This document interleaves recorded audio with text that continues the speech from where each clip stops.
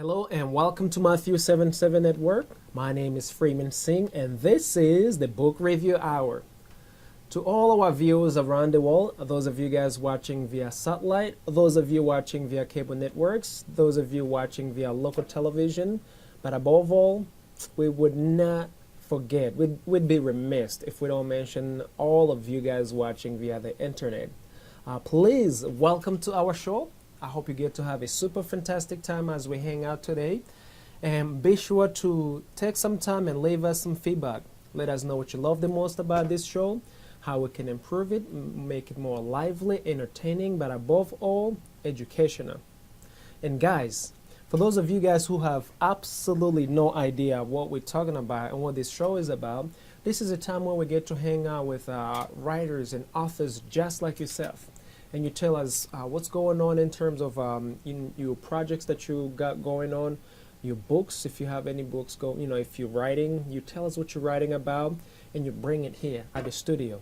So we get to have the pleasure of hanging out with you, read your book, discuss about the work that you're doing, and get to promote you. So please allow me to be the very first one to invite you here in our at our show here at Matthew 7:7 Network Studio. We would love to have you. We would love to work with you and promote you.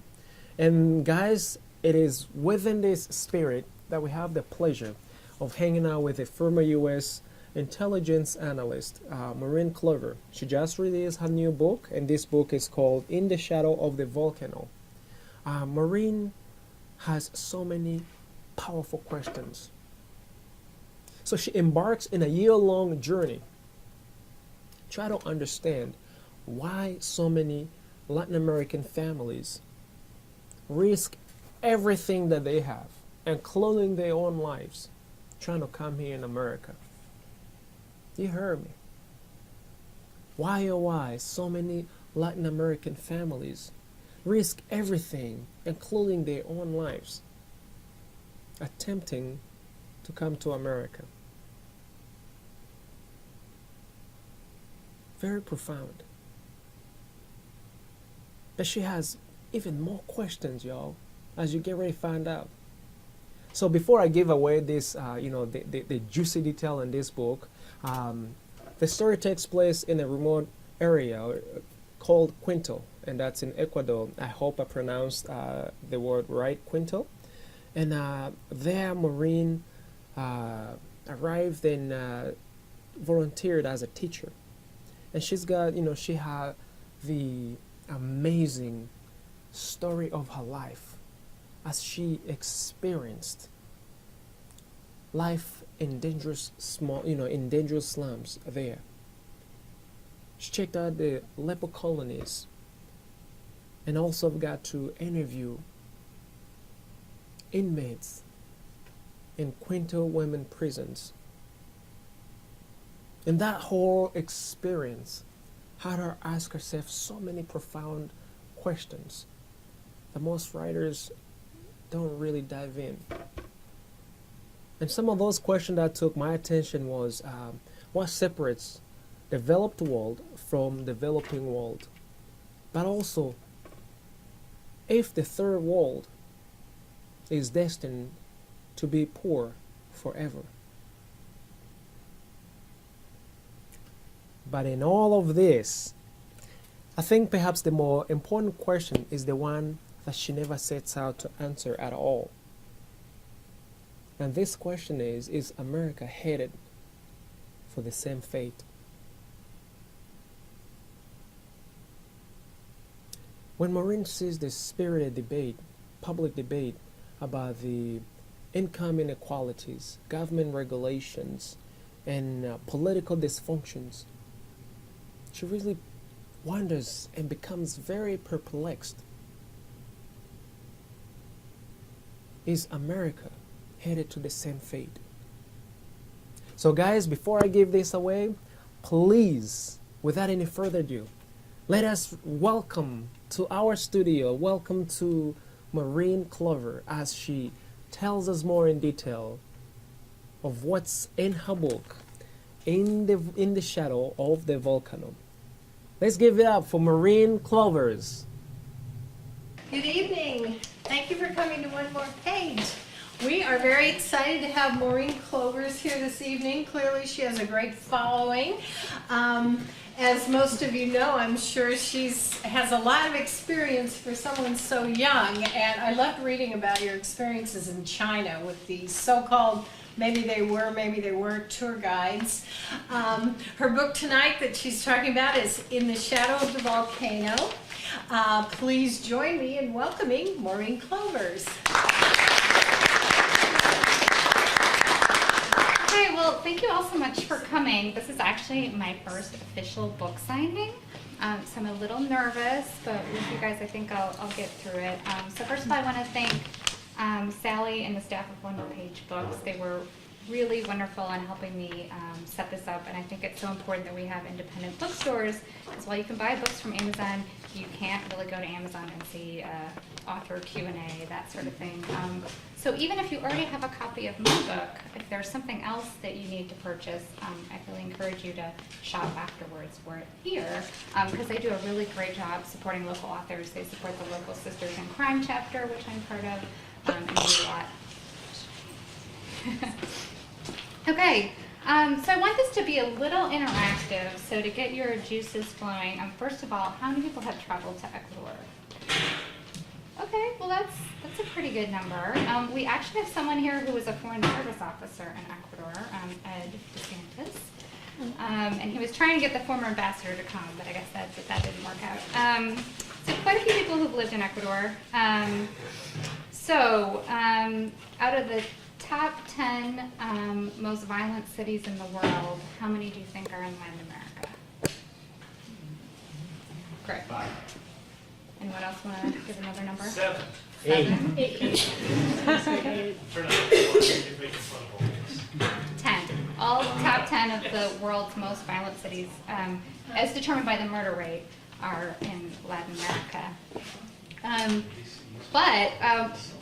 Interestingly enough, what was one of the criteria that was most associated with national happiness besides wealth? Not being murdered? You would think. Anyone else have a guess? Family? Well, they did not include that, but yes, it's probably correlated. Not being hungry. Nothing? You would think. But actually, being Latino was one of the strongest correlators with national happiness. So it's a great paradox that while Latin America is the most violent region, it's also, if you control for income, the happiest region in the world, which is a paradox I never quite got over while living there. The most popular place to go on a field trip for 6th grade Ecuadorian girls. And if you've read my book, you can say. So we heard it quietly here, but guesses? Not the zoo. An armory? An armory, no. I'm going with the violence theme. I might be wrong. Someplace that we would not think of as a field trip at all. Cocaine fields. Cocaine fields. Okay, no. McDonald's. McDonald's was by far and away where they wanted to go when asked about a field trip. And so I'm actually going to read a section of the book. I'm not going to read too much tonight because since it's nonfiction, it probably doesn't make sense to read a lot of it. But I was going to read the section where I take them on a field trip to McDonald's. I'm actually not going to read the part about McDonald's, although I will tell you that they found out they do not like McDonald's hamburgers as much as they thought they would because it's processed meat and it tastes nothing like what they eat in Ecuador. But after we went to McDonald's, we took a little field trip to the mall. So after lunch, the girls begged to ride the escalators. Riding the escalators had become part of the field trip circuit. It was akin to taking a bunch of American junior high school students to an amusement park. A few weeks before, Jeannie's students, Jeannie was a fellow volunteer friend of mine, had been escorted out of the mall by 2 humorless security guards who threatened to arrest them if they came back. Jeannie was indignant and threatened them out of boycott of the mall, but the guards were nonplussed. "It's not like anyone you know has money to spend anyway," they taunted her as she stomped off to the bus stop. She gave them the finger. She was not exactly my most diplomatic friend. I had my own reasons for enthusiastically embracing Jeannie's boycott. For one thing, entering the mall was a discombobulating experience. It was as though a glitzy shopping center in Los Angeles had been swept up in a cyclone and plunked down in the middle of an Ecuadorian parking lot. There was an assortment of expensive jewelry and clothing stores, a multiplex featuring a bewildering array of violent American movies dubbed into Spanish. It was quite possibly the only skating rink in the world within 15 miles of the equator. It was a cruelly ironic monument to consumerism, and I always felt a little bit guilty as I slunk out the door, plastic bag in hand. The other reason was that the mall had also been the scene of many humiliations of my own. It was there that I had stood in line for the multiplex with one of my 14-year-old boys, mysteriously wearing my oh-so-glamorous tortoise-rimmed Ecuadorian sunglasses, and nervously thrusting my hair in my face. Under my breath, I was praying that none of the Ecuadorian teachers had had the bright idea to bring their kids to the movies today. Two tickets to Harry Potter, I had whispered to the bemused woman at the ticket counter, feeling like a pedophile. He's my student, I had babbled on. Really, I invited a whole bunch of kids, but he's the only one who showed up. I guess the others didn't have enough money for the bus fare, which was true. But she hadn't seemed particularly convinced. It was also the episode of the setting of an ill-fated shopping expedition prompted by an episode in which I had reached up to put a math problem on the board and suddenly found my bra pooled around my waist. I lost a lot of weight in Ecuador.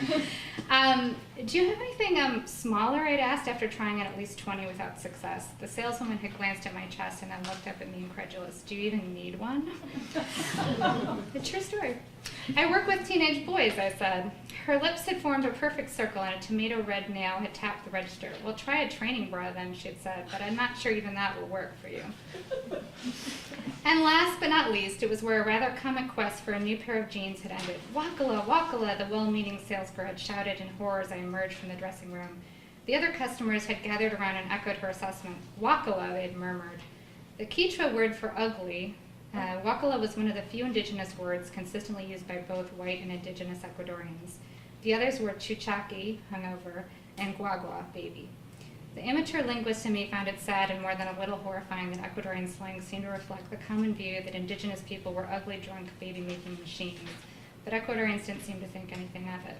But I like them, I had protested. They don't cling like every other pair I had tried on. Try the size small back on, the salesgirl had pleaded with me. You look so cute in them, more like Christina Aguilera than less like a grandma. But I had insisted, and after an hour of arguing with her and the other customers, I had finally emerged with my grandma jeans, victorious. And so now it was with a heavy heart that I broke Jeannie's boycott and led my charges into the mall's posh department store. They stood in wonderment at the bottom of the Gratis Electricus, electric stairs, and watched well-heeled patrons blithely step on and off the faintly squeaking magic stairs. Lillian pointed at the grooves in the step. It looks like teeth, she whispered. It's actually very easy to ride, Carmen said proudly. She was like one of the cool girls.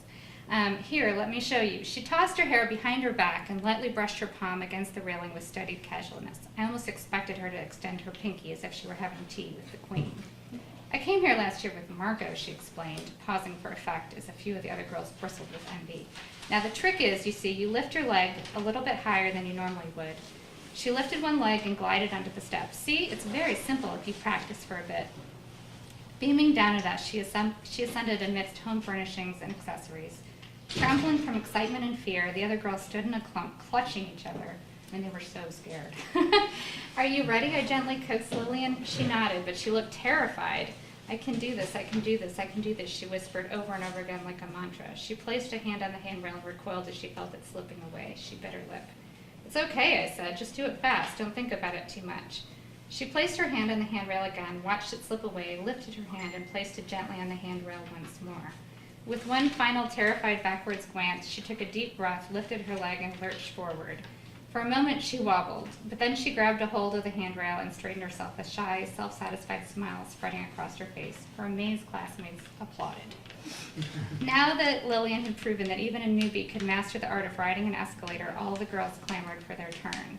And so they rode the escalators up and down, 20 times or more, cheering loudly each time they successfully landed on the first step. So that was our exciting field trip to McDonald's and the mall, which apparently was like the best thing they did in their entire life, they told me afterwards. These are my in-laws. Come join us.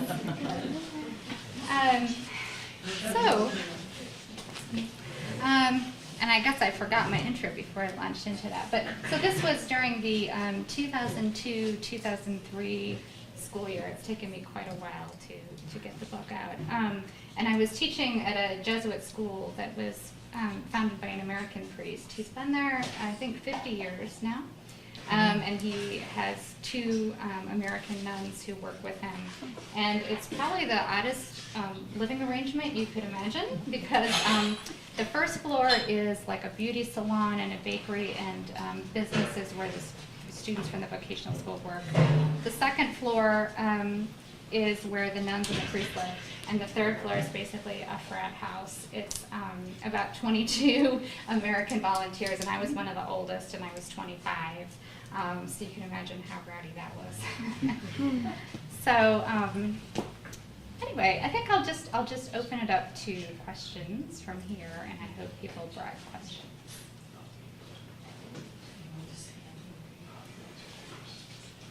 Can you explain a little more about the services, what you were doing at this place? Sure. So it was a one-year commitment for us volunteers. We weren't paid at all. The families that joined, you had to join as an entire family, so they wouldn't let individual students join. You had to bring your parents and all your siblings, and if one of you got kicked out, all of you got kicked out. So it was definitely a tough love kind of program.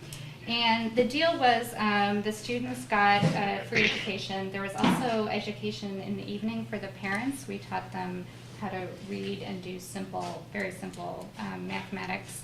And then they also had something called the Minga, which is a Quechua term, which means, and Quechua is basically a variant of Quechua. It's the native tongue of the Inca that is still spoken today by some people in Ecuador. And the Minga is a cooperative work agreement, so all the families would work together and they would build someone's house, and then in return they would be required to go and help others build their house. And we also had savings accounts, and they saved about 50 cents a week, which sounds very, very small to us, but the average wages there were about $2 to $3 a day when I was there. So saving 50 cents a week was actually pretty difficult for them to do and pretty substantial. And then the idea was that when enough money had accumulated, they could use it to purchase like cement or cinder block to build their houses. And probably the biggest leverage that we had is that we provided 3 free meals a day, which was huge for people who only earned $2 to $3 a day. To have free food for your entire family is a major piece of leverage. Mm-hmm. And as I talk about in the book, I had major discipline issues in my class.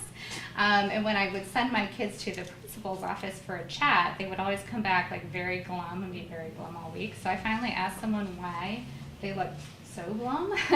And apparently the punishment for misbehaving was you were not allowed to eat for the next day, which seems pretty harsh, but I do have to say it really did improve behavior. Powerful motivator. So, other questions? Could you talk about what classes you taught and some of the outcomes of the students? Yeah, sure. So I actually had a little bit of a light class load, I guess because they thought that the classes I taught were pretty intensive to prepare for. So I taught 6th grade girls English. Those were the girls I was taking to McDonald's. And then I taught 9th grade Spanish, if you can believe that, which was a co-ed class. They told me that the normal Spanish teacher was becoming a nun, and so they didn't have anyone to teach Spanish because they had like no money there. And they were like, well, you work for free, and your Spanish is really actually very good, and so you'll just be our new Spanish teacher, which I thought was pretty crazy to have a non-native speaker teaching native speakers their own language. So I was like, okay, so I was super gung-ho, and I try to remember I started as a Spanish major in college, and I ended up changing my major. But I made lists of like we're going to read excerpts from Don Quixote, and I was thinking back to like all these great, we'd read Pablo Neruda, and I thought, okay, this is high school literature, And I got in class the first day, and I found out a lot of them could not spell their own name. So on the way out the door, I threw out my lesson plan, which had taken about 2 weeks to prepare. I was about ready to cry. And the next day we started with spelling. So I decided it was okay that I wasn't a native Spanish speaker. And then my last class, which is probably the class that's talked about most in this book, because they're both my most difficult students and the ones I love the most, was remedial boys math. They have a class they call nivelación, which means like to put people on a level. Nivella's level. And it was for boys who had either never gone to school or had very poor math skills, and they were between the ages of 11 and 16, if you can imagine that. And like some of them had never seen a plus sign before. And my job was to get them to the level in 1 year where they could enter 6th grade next year. So that was really challenging, and it was also really challenging because I didn't quite appreciate then how difficult it was for a young woman to teach a whole class of boys. But I think the first month I probably got a cat call every single day. So it was pretty challenging, but in the end they were really my favorite students. Okay. What was the hardest part about writing your book? Hardest part of writing the book. Well, there are an incredible amount of revisions that went into this. It's always challenging when you're telling a real story because these are real people. And with 2 exceptions, I changed all their names. But it's still challenging because you feel like if they read it, are they going to like the way they're portrayed? And in some cases, they probably wouldn't. So you have to balance being true to the story but not being unfair. And it makes it harder because if it were fiction, I would think like, well, I don't care if people don't like this character or whatever. But since they're real people, I was kind of caught with, am I being fair to them and what they were trying to achieve? What else was difficult with this book? Well, one thing that I noticed is I wrote this over a period of 5 years, and I got progressively more optimistic with every revision. And I would still say it's not a particularly cheery book. But I think when I had almost, no perspective, it was pretty angry about some of the things that I witnessed. And then as time got on, I could see sort of more of the positive in it and get a little more distance and perspective. Question? You must have had some degree of culture shock going from here to living in Ecuador, Yes. especially in a poor region. And could you talk about that a little bit? Yeah, it was incredible culture shock, and I think I thought I was prepared for it because I'm a little bit rusty now, but at that time I was more or less bilingual, and I traveled in the region for about 6 weeks before I got there, and I had a lot of Latino friends who were immigrants from different countries when I lived here in DC. So I guess, and I've done a lot of volunteer work with lower income people in this country, and you think like, oh, poverty is kind of the same all over the world, but it's totally, totally not. And so the first day we went down to the center, and all these kids just came running at us like you thought you were going to be knocked over, which is not also what I expected. I thought they'd understand we're teachers and we have authority, but it wasn't like that at all. And I just remember thinking oh my gosh, these kids are so dirty. All I could think was they're so dirty. Even very low income people here have multiple sets of clothes, at least unless they're homeless. But the kids that I worked with generally only had 1 set of clothes, maybe 2. And so if you didn't know a kid's name, it was amazing. You could just say to another volunteer, oh, the girl who wears those red sequin shoes and the blue pants. And he'd be like, oh yeah, I know her. So every kid had one outfit, and if you said that outfit, people would know exactly who that kid was. But they were just covered in dirt all the time, and peas, and I don't even know what they had on their clothes, residue from past meals, and vomit and boogers, and all you could think about is, oh my gosh, I'm going to get sick. There are boogers everywhere. And so it was quite a culture shock in that sense. And then obviously going to shanty towns, there's nothing that quite prepares you for the stench and the raw sewage. And, there's just a lot of human misery. But at the same time, it is interesting. There's also a lot of hope. And one thing that's just really striking is I kept thinking, if I were an Ecuadorian, I would be so depressed. Of course, and I should say, this story actually kind of started because I used to teach English as a second language on the weekends. And I knew a lot of people who'd come to the U.S. illegally, and they'd done incredible things to get here. They'd stuffed themselves in gas tanks with other people and crossed the desert and all kinds of things. And I thought, what would make someone want to do that?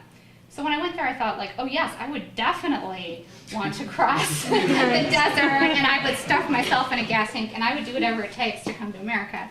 But at the same time, I'm amazed. It seemed like there was a very low incidence of depression, and I think part of it could be cultural. It could be that no one's ever alone, because in these shanty towns, like a typical family in the center might have 6 kids. So there'd be like 8 people living in your house, and maybe your grandma and your aunt and your uncle. So you always had extended family. You don't have people who are like lonely and living alone like here. I think that's really pretty rare. And I also think people are so consumed by just like the details of survival, like what will I eat 4 hours from now, that they don't ever have these existential crises. Like I never heard anyone say like, what's the meaning of life? Or, you know, teenagers are really angsty and they say like, oh, what career should I have? Or like, where is my life going? Or, you know, something. None of my teenagers ever said anything like that. They just talked about like the school dance or what boy was cute or something. Question. What were some of the ways that were most effective for you to get the students to pay attention to the courses and try to do well? So what I found most effective was to try to get to know them as people, and the way I did this is not what you would expect.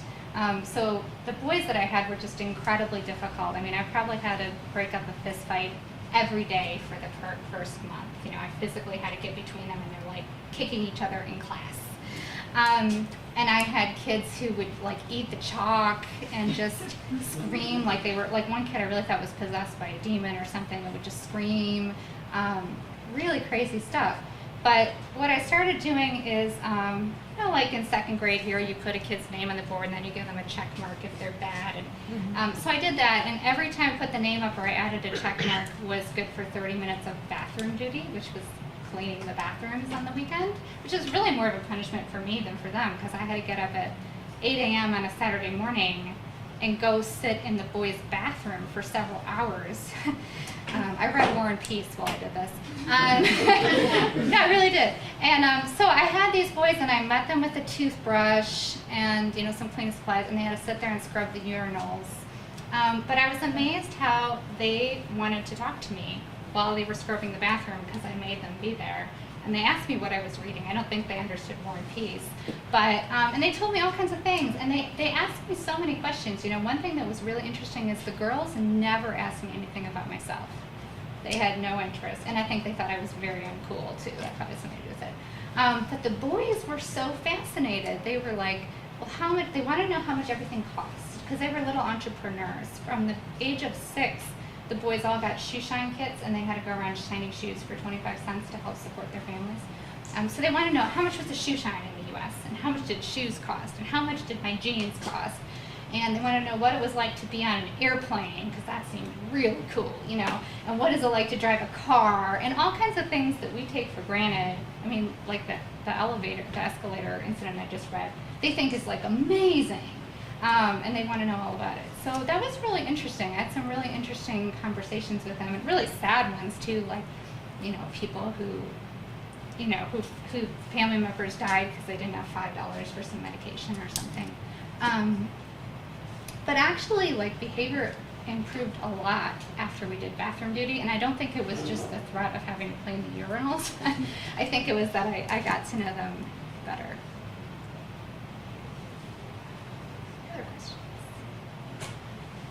Yeah, in fact.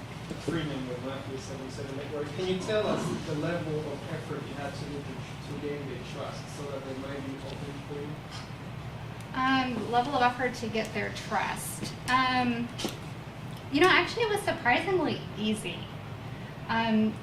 They trusted me, strangely enough, probably partly because I was a foreigner and I was young. The volunteers had sort of a strange status, because the Ecuadorian teachers were like very formal, and they actually wore lab coats, and they had like formal titles, and, you know, no one dared disrespect them. But the volunteers were seen as like, oh, they're just like my friend, they're cool, you know. So the downside was there wasn't a lot of discipline in our classroom. So I tried to kind of straddle that middle line and be strict but fun, which didn't always work. The boys liked that, and the girls hated that. They thought I was not fun enough. But my husband and I always joke that I should write a book called Everything I Know About Men I Learned by Teaching 6th grade boys. Because I found this to to be incredibly true, and I actually used it after I left Ecuador to relate to men, that I think men, it's easy to find out what motivates them. Like, they just want to be told they did a good job. Like, it was amazing how just telling my boys they did a good job motivated them. Like, boys just want to be patted on the head and told you did a good job. So when they were sitting in class, my classroom was super noisy. They wouldn't just do their work. They would do one problem, and then they would jump up and down and raise their hand and go, Maureen, Maureen, Maureen, Maureen, Maureen. And then I'd have to come running just to check and see if they did 17 plus 51 correct. But they couldn't do the whole thing. Every single one, they needed my personal validation that they did it right. And then they'd move on to the next one while I ran around and did the other 16 kids. And then they'd be screaming again. So the whole time there was like 5 kids at once screaming my name. But it got them to do math. So that was cool. And then after a while I noticed they started coming early for special help. Because word got around that I was in my classroom an hour ahead of time. But some of them didn't really need to have that much help, but they just wanted attention so much. And I think some of them maybe didn't get that much attention in their families because their families were really big. And in most cases, they had 2 parents who were working, very long hours to help support them. And so they just wanted that adult, sort of maternal attention. Yeah. Do you correspond with any of your students now? I don't. It would be very, very hard to do that because they don't have addresses. When I left Ecuador, I asked them to write down their addresses, and then I realized that was a really stupid idea because there are no street addresses in any of these shanty towns, so they just wrote their name and then like a neighborhood, but there'd be like 10,000 people who lived in that neighborhood. So I don't think the letter would actually get there.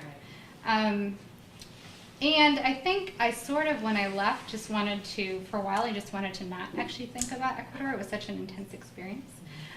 But the interesting thing is a couple of the fellow volunteers have been back to Ecuador. And some of the kids that I didn't think would make it at all, I thought they're going to get kicked out of school and all this, actually were still in school several years later and doing really well. There was a study, they commissioned a third-party firm to actually go back and track what happened to students who'd graduated like 40 years before, it was a really interesting longitudinal study, and I don't know how they tracked down a lot of these people. But the ones they were able to track down, the really interesting thing is that the girls who were assigned to the beauty track, which was kind of like, the dumb girls track. So girls were either taught to be seamstresses or saleswomen or beauticians. And if your kid wasn't that smart, she was a beautician. And the interesting thing is the beauticians made the most money, which shocks them. I wonder if they've changed their tracking now.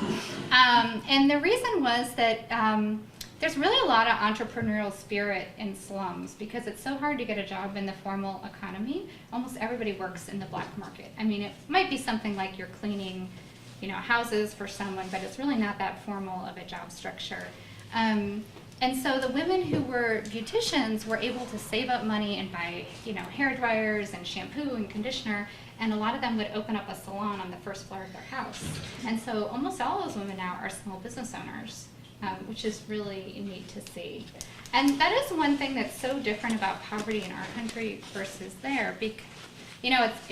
It's negative impact of because there's really no social safety net, there's no unemployment because everybody does something to make money, even if it's shining shoes or selling apples on the street corner.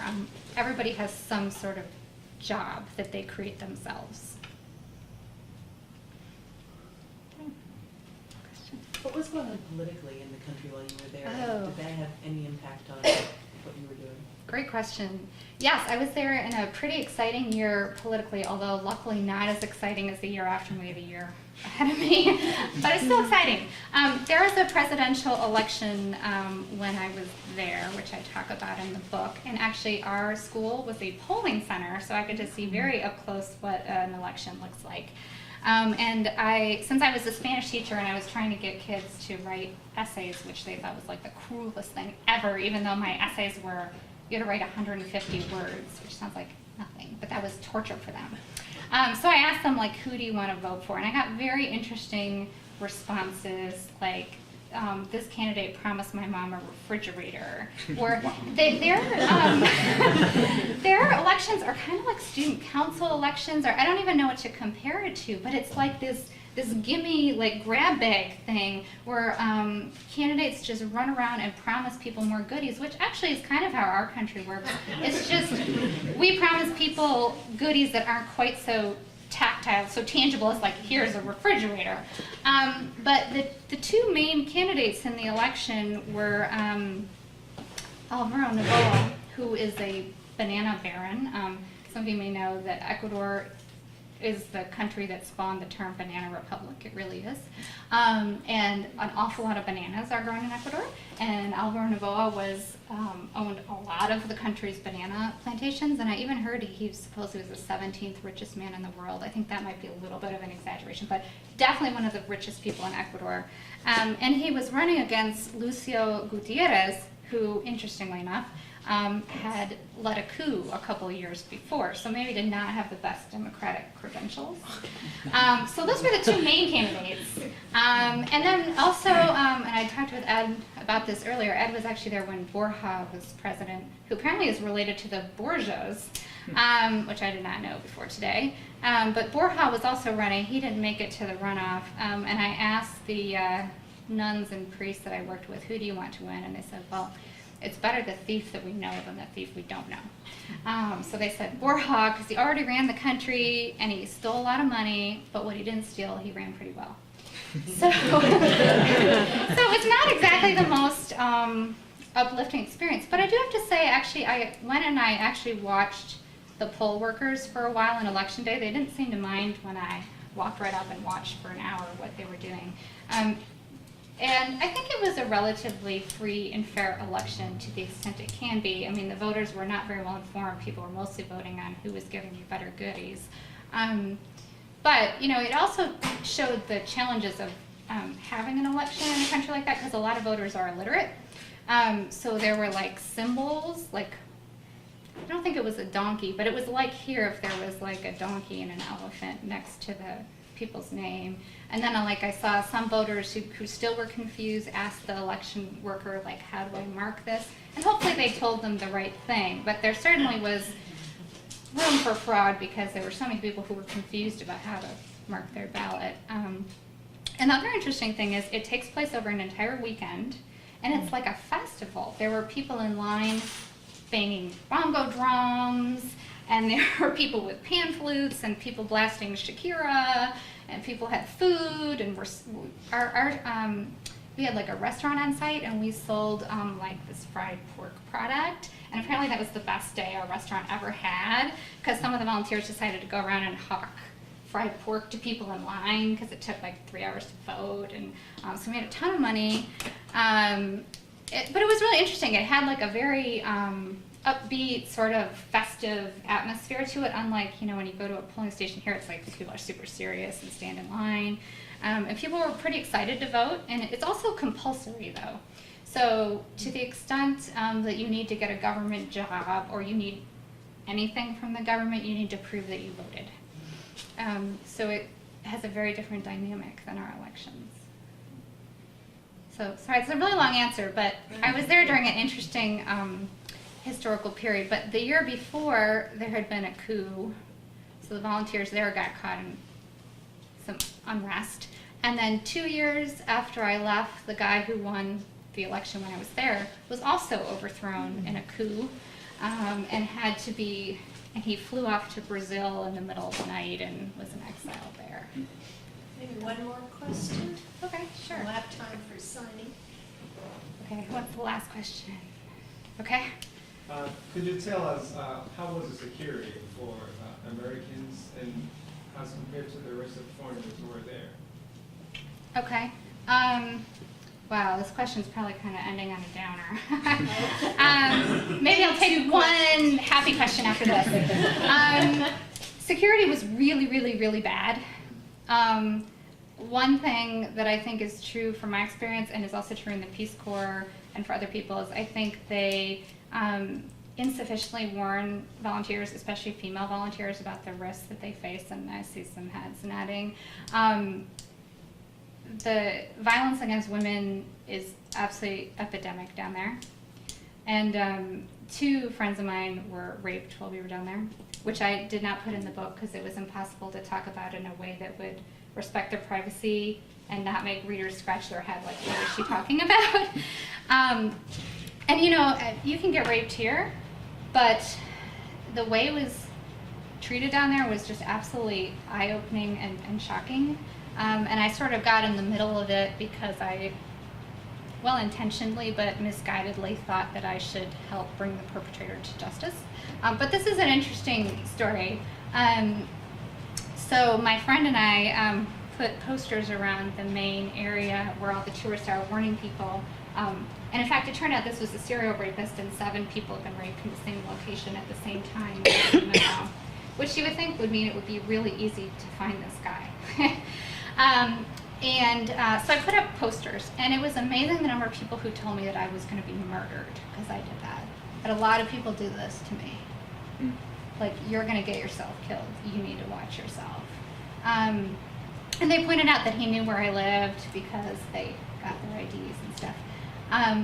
And the other thing that was really shocking, and then I started getting emails from other people because my contact information, who said they'd been attacked in the same place, but they had tips to share. You'd think their police would be doing this, but somehow they weren't, which is horrible. And the police's suggestion was that I go up on the mountain and let myself get attacked so that the police would then move in, and I was supposed to trust them to be right behind them. I was like, don't you have policewomen to do this for you? No, okay. And I almost let myself actually get talked into this because I wanted to get them so badly. But in the end, I think cooler heads prevailed. But it was really shocking. And the end result of this incredible violence is that people take matters into their own hands. I knew very few wealthy people in Ecuador, so my book is mostly about poor people, which is the majority of the population. But I did have one wealthy friend who wanted to practice her English with me, so we would meet and kind of do like a conversation exchange. And she said to me one day, oh, you know, something happened yesterday that really reminded me of you. And I was like, really? And she said, yeah, I was walking outside the police station, and a van drove up, and people got out. And it was a man and his wife and the guy that they brought to the police station who raped their daughter. And the police would not arrest him, even though they said, we caught him red-handed, this is the guy, take him off our hands. And a mob of people descended on the police station and started beating the guy with their umbrellas. And eventually the police took the guy in custody, not because he raped someone, but because they were protecting him from the mob, which is the entire problem with the police down there. Now, I've heard it's gotten better, so hopefully that was the absolute nadir, but I've heard that's not the only horror story that I could share about dealing with the police. So no, the security situation there was really, really bad the year that I was there. I think partly because in Colombia, you know, there was a civil war going on, and so some of the rebels were crossing into northern Ecuador.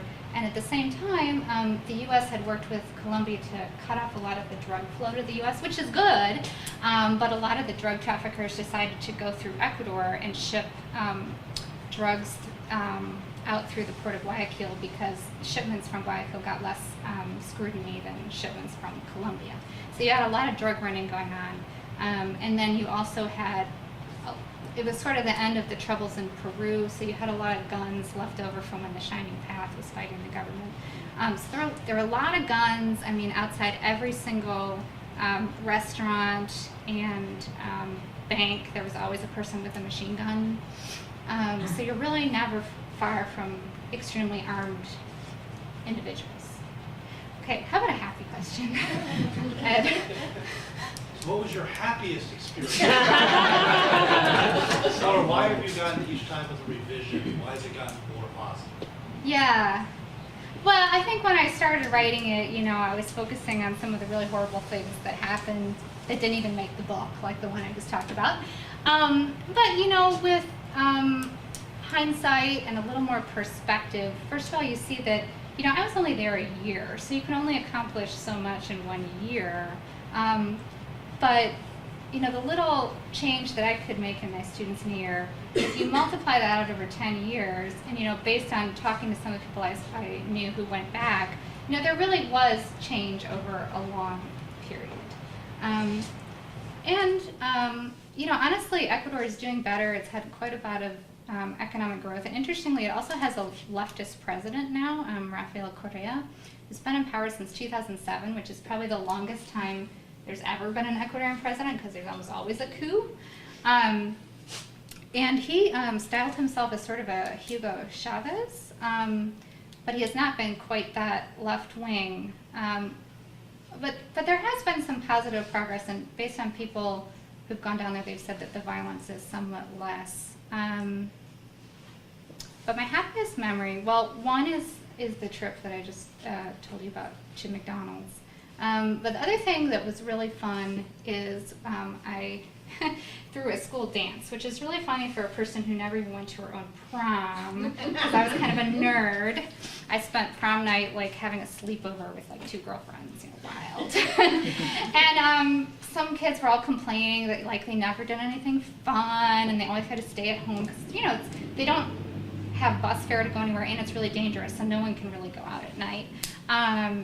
And you know, they couldn't meet boys, and it was so hard. And so I stupidly said, oh, okay, well, I'll organize a school dance. Well, I thought that would be easy, but it wasn't easy at all, and I had to jump through all these hoops, and I talk about that more in the book. But so then I was the head of the dance committee, and it was really cute. You know, the funny thing is, the girls were the ones who initially egged me on to have this dance. But when it came down to the decorations, the dance committee that made all the decorations, it was 100% male. I didn't have any girls show up to make streamers and little I love you hearts. But every boy showed up, and they were there with the glitter, and they were making these pretty, you know, hearts and everything. And then when we actually had the dance, no one would dance, because apparently boys are icky, and no one would dance. But I finally, you know, like half an hour before the dance ended, we tried everything, but we finally got, you know, a couple kids onto the dance floor, and eventually it grew and grew. So that was really nice. And then the amazing thing is the kids cleaned up at the end. I didn't even have to tell them. So it was really interesting that my kids could be really awful, but a few times when they felt really good about themselves, they could be really nice. Like they were really nice to each other the day I took them to McDonald's, even though they could, like the really uncool girl, somehow they were nice to that day. It was the only day all year, and they were nice to her. And at the dance, my kids who would never clean up after class or anything, suddenly they were sweeping. I mean, I don't even know where all the cleaning implements came from, and suddenly, you know, it was all taken care of. And so it was kind of amazing. Delightful. We have the books for sale up front. If you could do us a favor and pick up your chair and at least lean it against a flat surface so there'll be room for folks to come get their books signed. And thank you very much.